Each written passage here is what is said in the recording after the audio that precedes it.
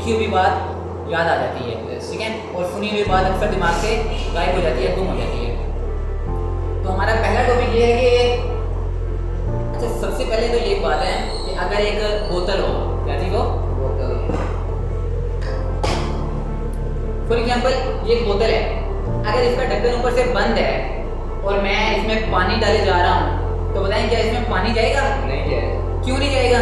चलो पानी को छोड़ो, मैं इसमें घी डाल देता हूँ, क्या हो जाएगा? नहीं जाएगा। चलो पानी भी नहीं जा रहा, घी भी नहीं जा रहा, हम इसमें पेट्रोल डाल देते हैं, क्या हो जाएगा? नहीं जाएगा। क्यों नहीं जाएगा? वेरी गुड, क्योंकि इसका ढक्कन बंद है।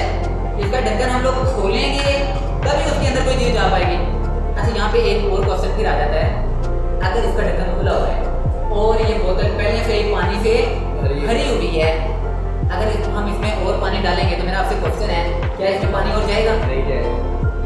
बिल्कुल सही, पानी इसमें नहीं जाएगा। क्यों नहीं जाएगा? क्योंकि ये पहले से पानी की बोतल भरी हुई है। ओके, ये एग्जाम्पल देने का मतलब ये है कि अगर आप लोग यहाँ बैठे हैं तो अपने दिमाग के जो ढक्कन है उनको खोल के बैठे हैं। क्लियर है? एक बात में माइंड नहीं करना, समझना है सीखने के अंदाज में, क्यों हम सीख रहे हैं।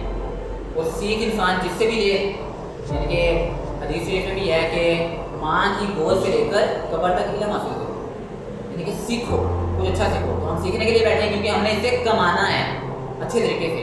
ओके, तो सबसे पहला काम अपना जो दिमाग का ढक्कन है उसे खोल कर बैठना है।